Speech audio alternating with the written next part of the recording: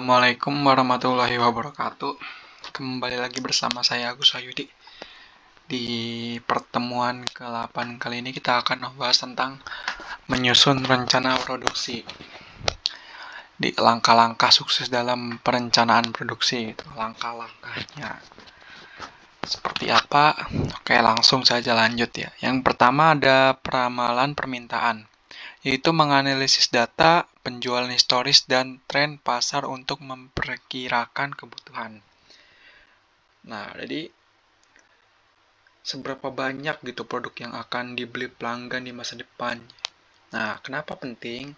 Jadi agar tidak memproduksi terlalu banyak, tidak menumpuk gitu stoknya, dikira-kira ya. Seperti itulah. Cara kerjanya itu menganalisis data penjualan historis dari periode sebelumnya, melihat tren pasar saat ini, mengamati kondisi ekonomi, dan mempertimbangkan faktor musiman. Ya, seperti itulah. Intinya, menduga-duga dulu gitu sebelum memproduksi suatu barang gitu. Yang pertama nih, yang ini nih. Nih yang pertama. Ya, seperti itulah. Yang kedua ada evaluasi kapasitas produksi, yaitu menilai kemampuan mesin, tenaga kerja, dan sumber daya yang tersedia. Seperti menilai kemampuan maksimal pabrik, mesin, atau tim pekerja kamu dalam menghasilkan barang dalam satu periode waktu tertentu. Nah, kenapa penting? Untuk memastikan bahwa target yang didapat dari peramalan permintaan benar-benar realistis dan bisa dicapai dengan sumber daya yang ada saat ini. Nyambung ya. Jadi sumber daya juga harus cukup gitu untuk menunjang yang peramalan permintaan tadi. Ya, kira-kira seperti itulah. Nyambung gitu. Yang selanjutnya ada perencanaan bahan baku, menentukan jumlah dan waktu pemesanan bahan baku untuk produksi. Nah, proses itu menentukan jenis bahan baku apa saja yang dibutuhkan, berapa banyak jumlahnya, dan kapan bahan tersebut harus tiba di pabrik. Nah, kenapa penting mencegah proses produksi terhenti tiba-tiba gara-gara kehabisan bahan baku gitu. Serta mencegah gudang terlalu penuh karena bahan baku datang terlalu awal. Ya, nyambung ya, masih nyambung. Yang selanjutnya ada jadwal produksi induk atau MPS. Membuat jadwal kapan dan berapa banyak produk yang akan diproduksi. Membuat jadwal kapan dan berapa banyak produk yang diproduksi. Harusnya itu udah nyambung ya.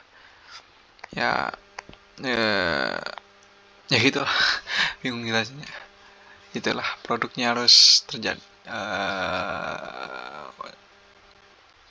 Ya gitulah, harus ada jadwal gitu kalau mau produksi. Yang kelima ada penjadwalan operasional dan pelaksanaan. Ya seperti tadi sih, kalau yang ini operasional doang. Jadi mesin-mesin itu harus terjadwal gitu, tugas hariannya. Ya begitulah jadwal pekerja, jadwal mesin. Yang selanjutnya ada monitoring dan pengendalian, yaitu memantau kemajuan produksi, mengukur kinerja, dan melakukan penyesuaian. Mengawasi secara langsung gitu jalannya produksi untuk memastikan semuanya berjalan sesuai dengan jadwal produksi induk. Nah, kenapa penting? Rencana di atas kertas jarang berjalan 100% mulus.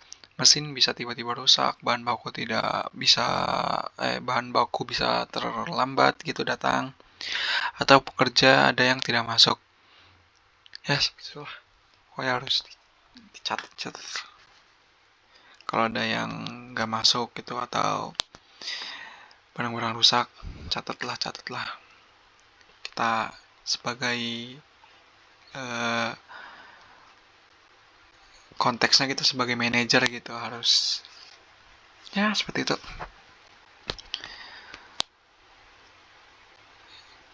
Ya singkatnya ya, rencana produksi yang baik selalu berhasil menjawab 5 pertanyaan kunci. apa yang mau dibuat, kapan harus selesai, pakai bahan apa saja, mesin apa yang mengerjakan atau siapa, dan bagaimana mengawasi agar semuanya sesuai rencana. Seperti itu ya, ini 5 ya. Ya, seperti itu ya. Nomor 1 ini ya udah. Ya mungkin seperti itu saja dari saya untuk pertemuan kali ini. Saya akhiri. Bila ada kesalahan mohon dimaafkan. Bila taufiq wal hidayah. Wassalamualaikum warahmatullahi wabarakatuh.